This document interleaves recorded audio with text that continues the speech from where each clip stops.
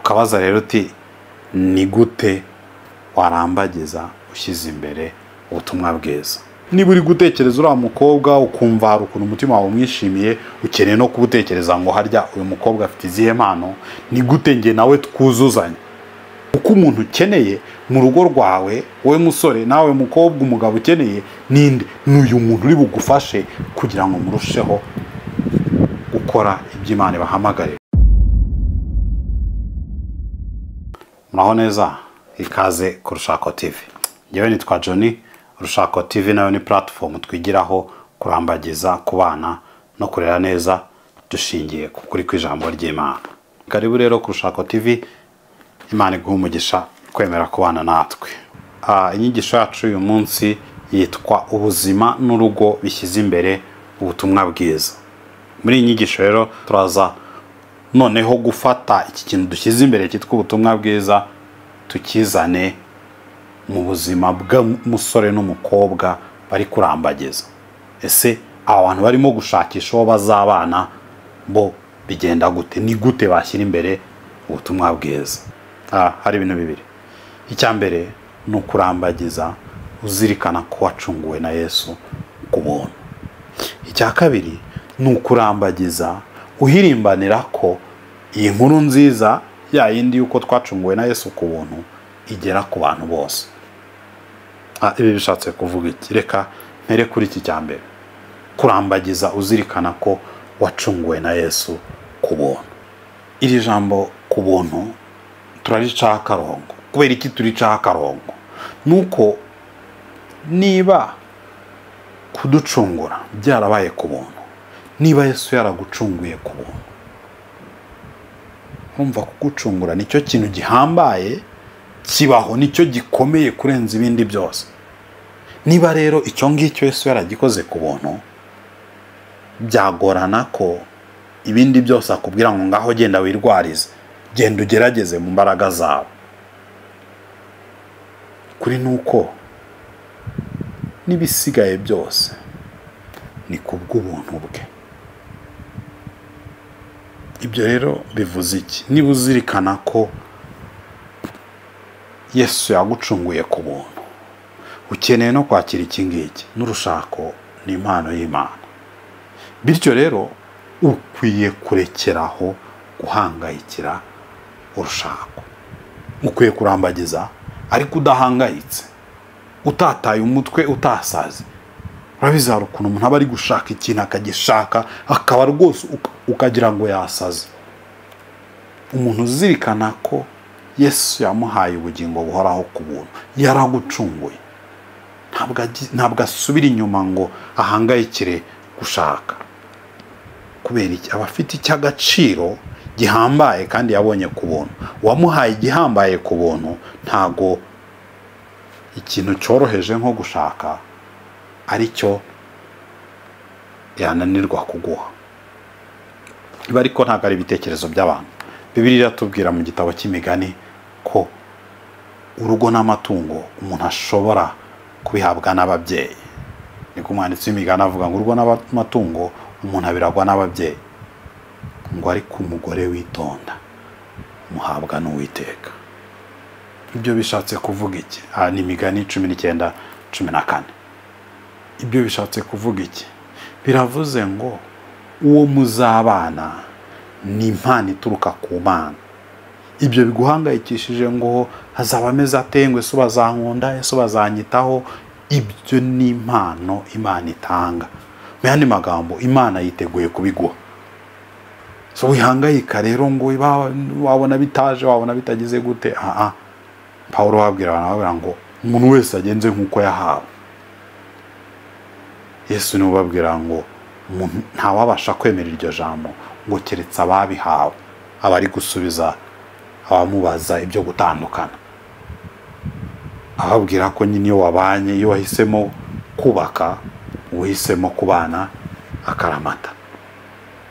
Abantu bati ibyo bintu uko bikomeye, nabati ntawubasha kwemera iryo jambo keretse ababihawe. Urushako rero ni impano Imana ubwayo itanga. So niba Imana yaraguhaye umwana wayo ngo agupfire, wihangayikira ibyo kubona umugabo.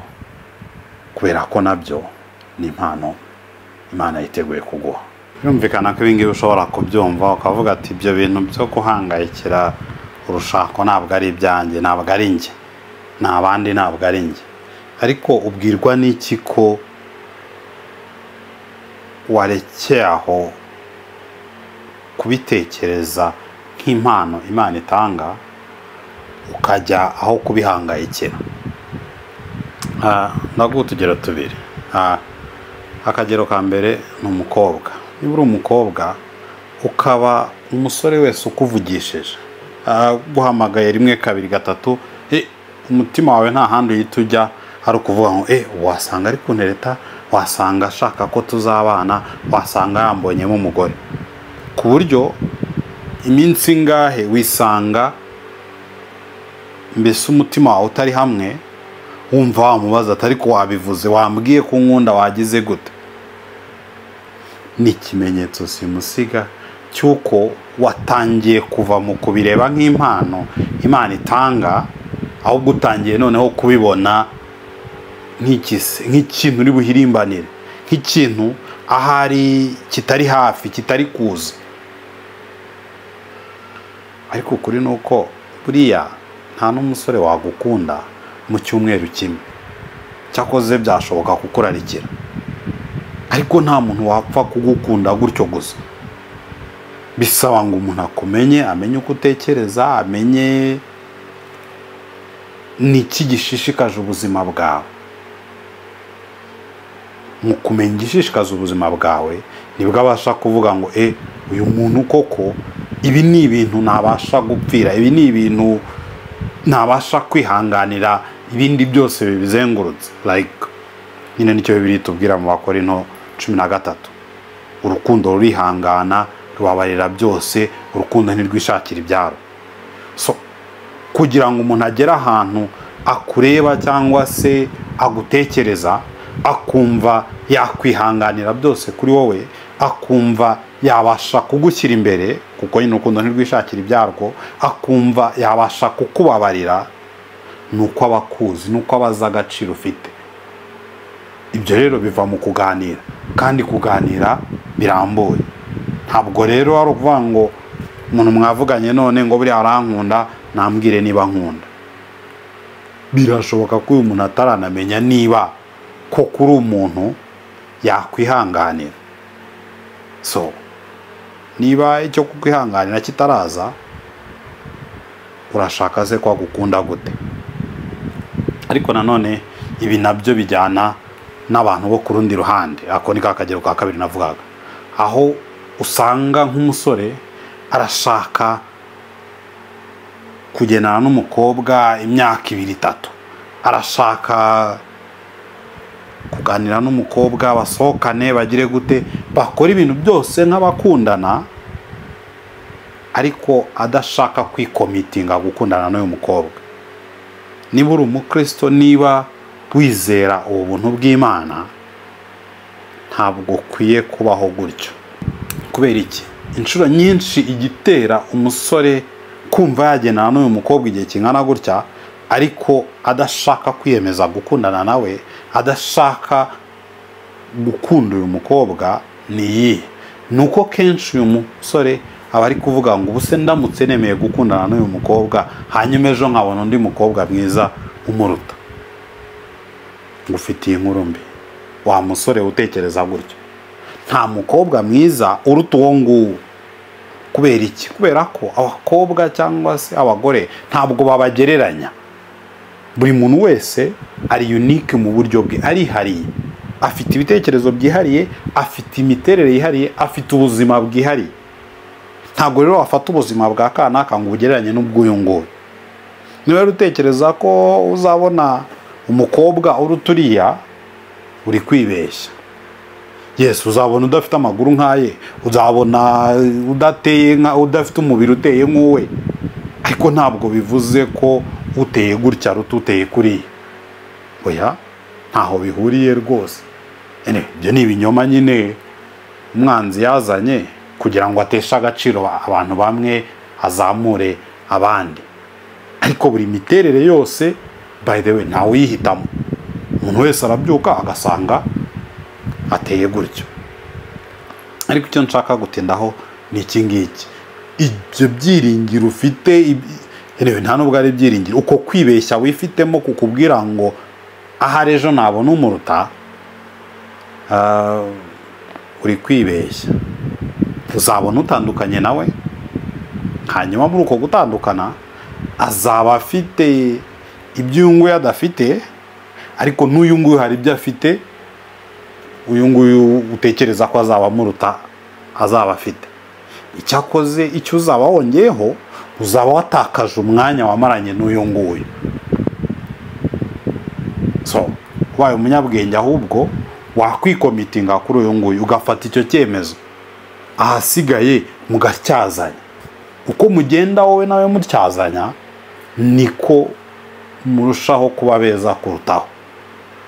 Of course ibyo bishoboka gusa iyo mwemera kuguma muri boundaries cyangwa se mu mbibi z'ikijambo ry'Imana ribaha.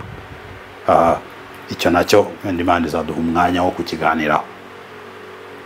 Ariko uko mutyazanya niko murushaho kuba beza kurutaho. Wa muntu watekerezaga ko afite izi ntege nke, iyo mugendanye ukamufasha kuzikosora, wisanga ufite umuntu w'imbaraga nyinshi. So ikirekane kugitindaho cyane, ariko icyo nashakaga nuko tubizirikane, turekeraho guhangayika. Urushako ni impano Imana itanga, so bifite process binyuramo uko ugendana n'umuntu abasha kugukunda. Ariko nutangira kubuza umuntu amahoro ngo uranshakaho iki, urambariza iki, nta muntu wagukunda atakoze. Ariko kandi n'umusore nawe ushaka ngo mubane ubuzima bw'abakundana atiyemeje gukundana nawe, uwo nawe haba harimo ikindi kibazo. So wa mugani no gukomora icyo umuntu agakoma n'ingasire. Ariko hari ikindi kintu cya kabiri kijyanye no kurambagiza, ushyira imbere ubutumwa bwiza. Mbese ikintu wakora ubashyira imbere ubutumwa bwiza. Nari ntangiye kugikomozaho, warekeraho kureba ku by'inyuma. Iby'inyuma ni ukuvuga imiterere, uko umuntu areshya, uko umuntu avuga, ahavuka, amafaranga afite, ibintu nk'ibyo. Kubera iki? Kuko twese twaherewe ubuntu. Nta muntu n'umwe uhitamo uko areshya, nta muntu n'umwe uhitamo uko angana, nta muntu n'umwe uhitamo uko avuga. Twabiherewe ubuntu. Niba rero wizera ko Imana yaguhaye agakiza ku buntu, ubwo buntu bw'Imana bwaguhaye agakiza, ubwo buntu bw'Imana bwakugize uwo uriwe, ukeneye kubwextendinga bukagera no ku bandi.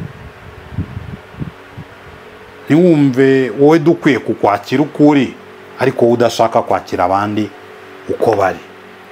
So ukumva rero uyu muntu burya ntabwo yavamo umugore kubera ko areshya kuri. Ninde se wakubwiye ko ubugore ari uburebure? Oya, abantu babyibeshyaho kenshi. Ngo ntabwo yavamo umugore mwiza ngo dore ngo angana gutya, cyangwa se ntabwo yavamo umugabo mwiza ngo dore ngo aracumbagira ngo dore ngo agize gute. Ntabwo uko ari ko umuntu avamo umugabo mwiza, biri ahandi. By'umwihariko umuntu wemera ko yakijijwe ku buntu, wemera ko Imana yamuhaye icy'agaciro ku buntu, akwiye kuba yiteguye ku extendinga ubu buntu ku bandi. Iki kivuze iki? Biravuze ngo umusore muremure n'umukobwa mugufi, cyangwa se umukobwa muremure n'umusore mugufi, n'urugero gusa mfashe rw'uburebure.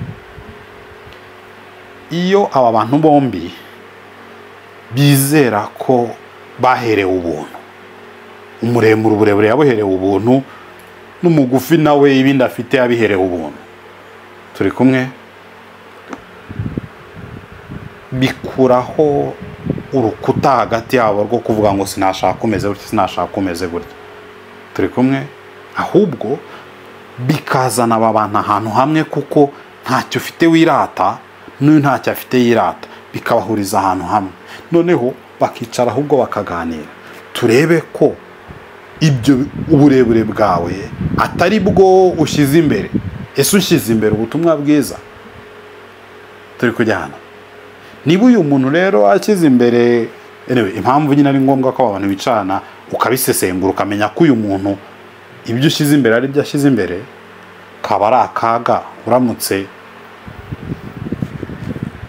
urugero ukunze umuntu utitaye kuko ameze inyuma, kubera ko uzi agaciro kihariye Imana yashyize muri uyu muntu. Hanyuma wamara gukunda umuntu gutyo, bugacya we muri we akajya avuga ati naramwigondeye, akajya agenda abyirata.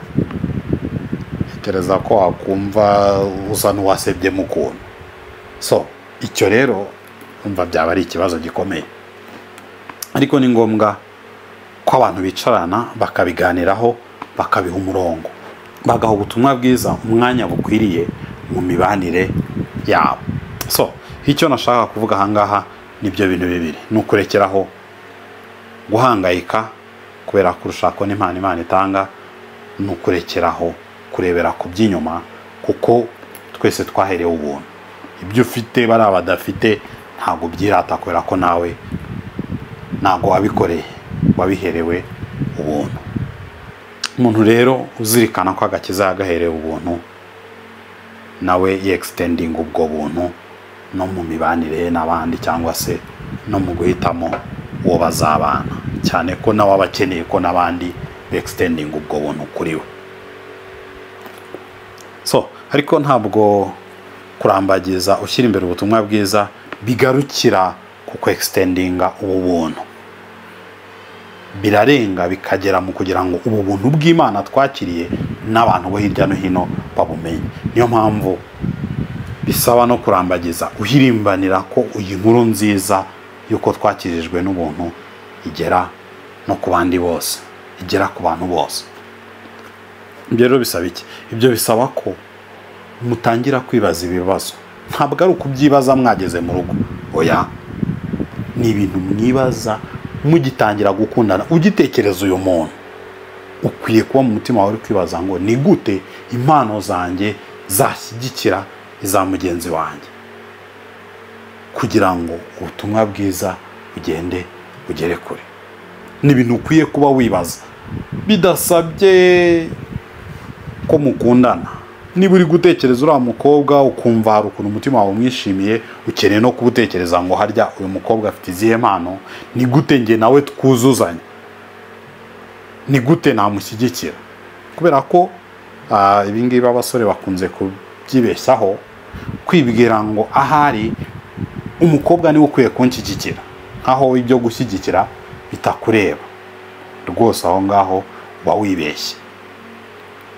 Nta mukobwa ukeneye umuntu ashyigikira gusa, nawe akeneye umushyigikira, kubera ko nawe hari impano Imana yashyize muri we. Ko biratubwira ngo buri umwe wese ahabwa ikimugaragazaho umwuka. So nta muntu rero udakeneye wo kumushyigikira, ahubwo biba amahire cyangwa se biryoha kurutaho iyo ugiye witeguye gushyigikira umuntu, ugasanga n'uyu muntu nawe yiteguye kugushyigikira. Iyo rero dutahiye ibyo kwirebaho ngo anshyigikire, ubundi ibyo ntabwo ari ugukunda undi muntu, ni ukwikunda wowe ubwawe. Ahubwo hari umuvandimwe umwe wavuze ngo ni ukumwikundiramo. Urimo kwikundira muri uyu muntu kuko uri kumushakamo ibyagufasha, aho kuba witeguye gufasha mugenzi wawe.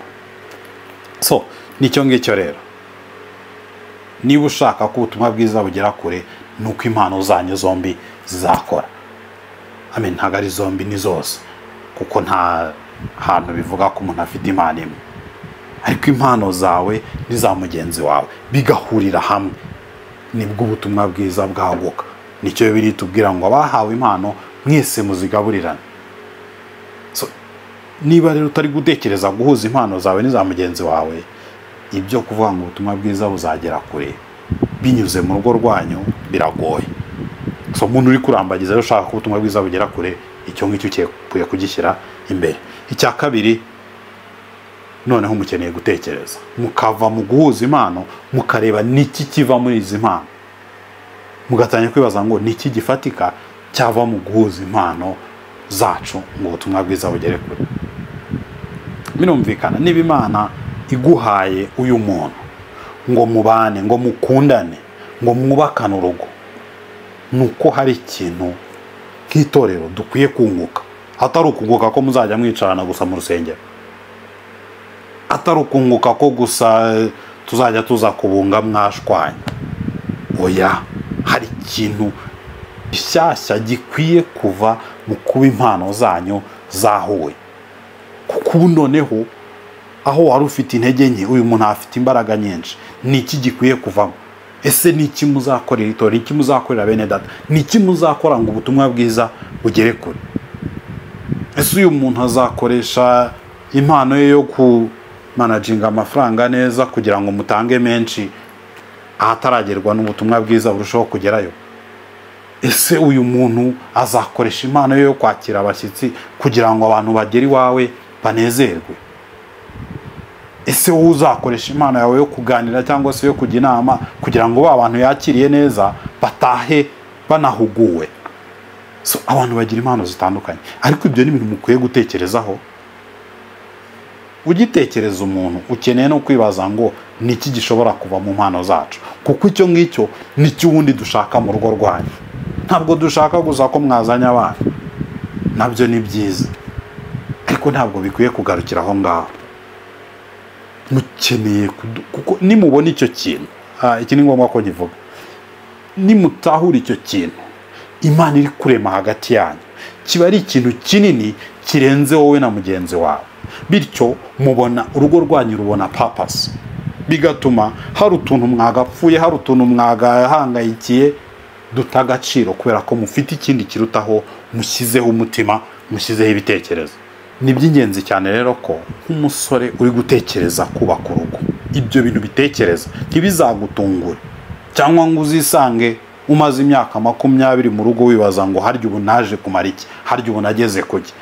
Oya, ukabitekereza kare, kuko umuntu ukeneye mu rugo rwawe, wowe musore nawe mukobwa, umugabo ukeneye ninde? N'uyu muntu uri bugufashe kugira ngo murusheho gukora ibyo Imana ibahamagarira. Imana iduhamagarira twese nk'abizera ni kimwe, no guhindura abantu mu mahanga yose abigishwa.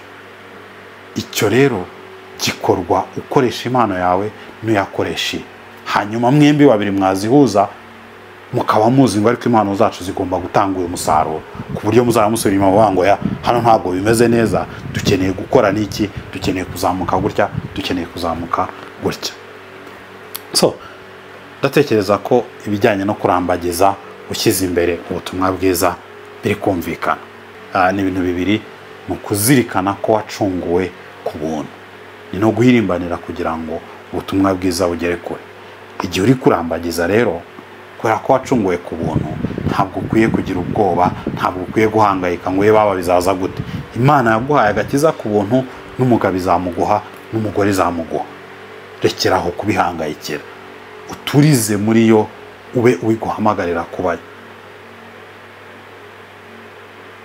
Ikindi ni uguharanira ko iyi nkuru nziza y'agakiza kaguhesha amahoro, kaguhesha kudahangayikira ibyo bintu byose, igera kure. Izagera kure gute?